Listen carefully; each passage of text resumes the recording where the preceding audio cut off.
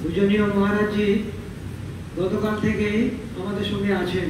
এটি আমাদের পরম প্রাপ্তি। আজকে দ্বিতীয় দিন তথা দ্বিতীয় রাত্রি হতে চলেছে। মহারাজজি এখন সকলের সামনেই উপস্থিত আছেন। আমরা একটা গানে গাই, সঙ্গগুরুর অন্তরে বসি করিছ তুমি জগৎ উদ্ধার। ঠাকুর শ্রীরামকৃষ্ণ সম্পর্কে জনৈক ভক্তর লেখা এই গানটিতে আমাদের সেই সঙ্গগুরু সাক্ষাৎ বসে আছেন এবং জগৎ উদ্ধারের জন্য শরীর মন অবলম্বন করে তার কাছে আমরা শুনব। তো প্রথা অনুযায়ী আমরা এক কথায় সকলকেই স্বাগত জানাই। পরম পূজনীয় মহারাজজিকে তো আমরা স্বাগত বিনীতভাবে স্বাগত জানাই। দুজন বক্তা শ্রদ্ধেয় ব্রহ্মময় নন্দবাবু প্রদীপ পাবন শ্রীরামকৃষ্ণ সুন্দরভাবে সুললিতভাবে উপস্থাপন করেছেন, আমরা লিপ্ত হয়েছি। পূজনীয় জ্ঞানপ্রতানন্দজি মহারাজ সবার মা সারদারপাত করেছেন এবং আজকে গতকাল থেকে প্রকৃতি একটু বিরূপ আছেন, কিন্তু আমাদের কোনো উৎসাহের ঘাটতি নেই।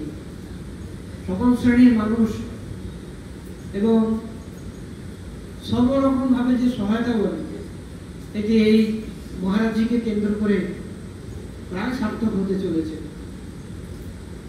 সন্ধ্যেটুকু বেরোলে কাউকে কিছু ভক্ত, নির্বাচিত ভক্ত মহারাজের কাছে কৃপা পাবেন, মন্ত্র পাবেন, তারপরেই হয়তো আমাদের মন সেই বিষণ্ণ, সেই ভারাক্রান্ত হয়ে যেতে হবে হয়তো।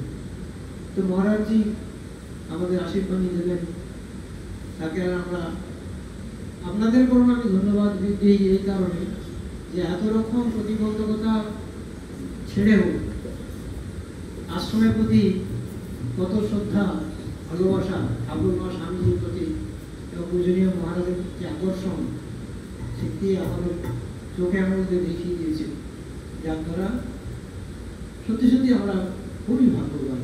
দুপক্ষরই একবারে অখণ্ড সহায়তা। মহারাজজিও যখন যা আমরা আবেদন করেছি পেয়েছি, আবার আপনারাও ঠিক সময়ে ঠিকভাবে এবং কোনো উচ্ছৃঙ্খলতা তেমন আমাদের নজরে পড়েনি।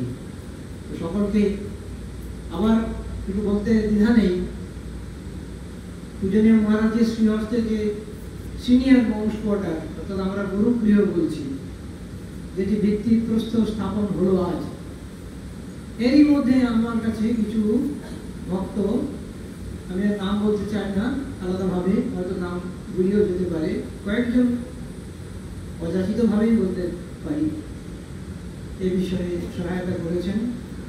এটিও কম প্রাপ্তি নয়, জাগতিক প্রাপ্তি।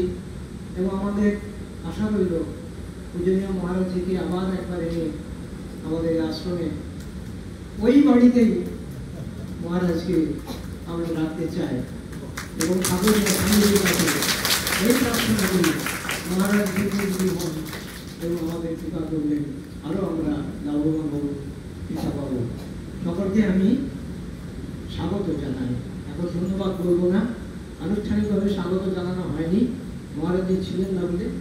এই কমপ্লিট হলো স্বাগত ভাষণে, পরে যদি সুযোগ হয় ধন্যবাদ জ্ঞাপন অন্যজনও করতে পারি অথবা আমাকেই হয়তো আসলে নামতে হবে। পূজনীয় মহারাজকে এখন আমরা অনেকক্ষণ অনুরোধ করছি মহারাজজি বা আশীর্বাণী সকলের উদ্দেশ্যে শুরু করবেন।